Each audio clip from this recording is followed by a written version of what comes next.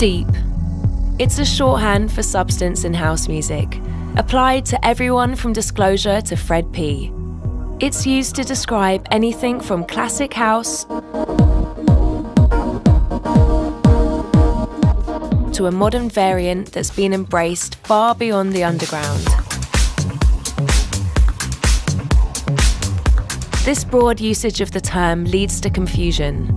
What does deep mean? Where did the term come from? Ron Trent says, "That was just a phrase we used back in the day to describe the music that Frankie and Ronnie were playing. Disco and jazz and underground stuff. The non-accessible stuff."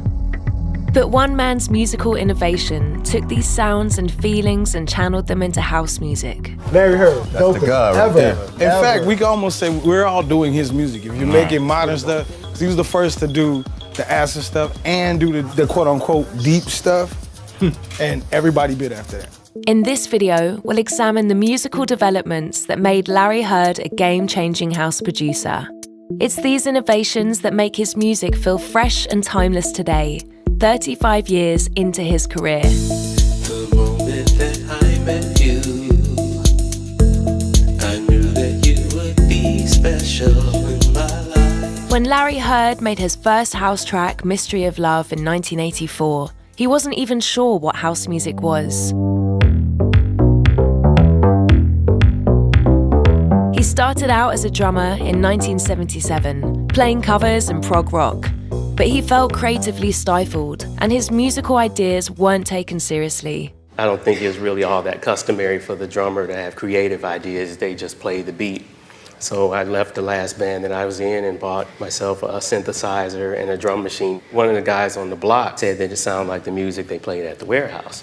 Okay, what is this warehouse place? Maybe be able to test out what I'm doing, see if it relates to anything that's going on, see if anybody likes it. To understand Heard's place in history, let's examine origins of house music in his home city, Chicago. Jesse Saunders' 1984 track, On and On, is a viable contender for the first house record ever released. If you listen to it today, it has a lot in common with European synth pop, and you can sense the influence of the looping techniques Frankie Knuckles was employing in his DJ sets. As house music began to take form, many early anthems were jacking, but couldn't be called deep. And Marshall Jefferson's Move Your Body achieved huge dance floor status. Now check out Mystery of Love, the first house track that Larry Heard ever made. From the beginning, he was pushing the musicality of house music forward. The bass line uses clusters of notes, which also incorporate half steps. This combination lends a rudimentary beat track a moodier, more complex feel. You can hear him attempting to burst out of a musical framework, though he doesn't quite have the chops for it yet. His old bandmates were unimpressed. We were playing this Mahavishnu orchestra stuff and Zappa stuff, and next thing you know, this simple, straightforward boom, boom, boom, boom, boom, boom, boom. They were like, okay, what is this? Released the same year as Move Your Body, it's tough to overstate the impact of Can You Feel It? It saw Heard's craft come on leaps and bounds.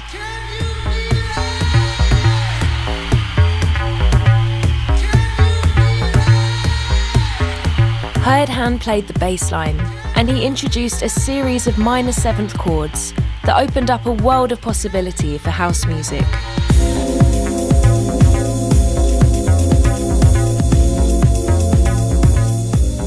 It's chord extensions like these that gave the music of composers like Debussy and Satie a bittersweet stillness that feels deep. Listen to the lead on a much later track from Heard.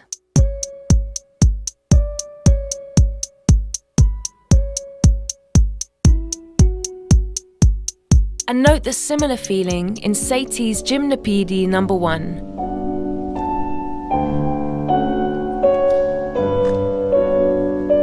Listen to how far he had developed this concept.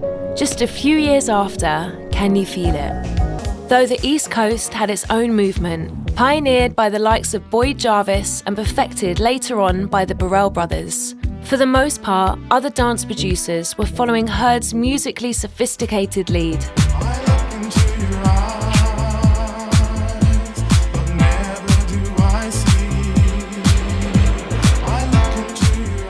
Larry Heard understood that house music could make people feel just as easily as it could make them dance.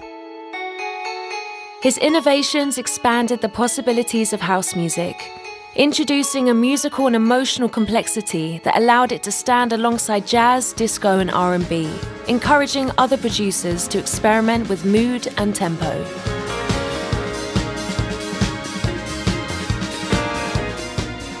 This was how Larry Heard made house music deep. You are my dream. I've never followed the status quo. It doesn't matter what's popular or what the peak time tempo is. Where the song feels right is where it feels right. The moon can compare to your beams. The things we were listening to back at the beginning of the whole house music thing, we were listening to disco, of course, that was everywhere. And we were hearing, of course, the stuff coming from Europe, Kraftwerk, Telex, Emmanuel Gottsching, stuff like that, and Giorgio Moroder. So pretty much all the stuff that was just available in the marketplace at the time was the stuff we kind of listened to, and a lot of the New York and Miami stuff. At the beginning, I started working at age 15. So while other people were sneaking into clubs, I was at a job, so I didn't have the liberty to do that. But I did get to hear the music, again, going back to disco, it was so widespread that it was all over the radio. And then we had this couple of good specialist shows on late at night and on the weekends. The guy that proposed the whole Hot Mix 5 concept to the radio station, Herb Kent, he had a show called the Herb Kent Punk Out, where they played all the missing persons and all this kind of radical stuff at its time. Yes. The club culture, where people were already familiar with the music, of course, yeah, they were happy about it because it's closer to community now. Now, people right there who may be in the club with you, or live in your neighborhood or go to your school and things like that, so you felt closer to it than we felt like maybe Earth, Wind and Fire and the Jackson 5 is like a million miles away. So it was more community, and all the people who were into it were really heavily into it because, again, you felt a connection to it because it's people right there in your community, and they were supportive of the releases, buying, and everything. Now, the outside world was kind of maybe more clueless that it even existed because just like now, your average person, all they really know about is radio or video channels and things like that. So anything outside of that, they would be unfamiliar with.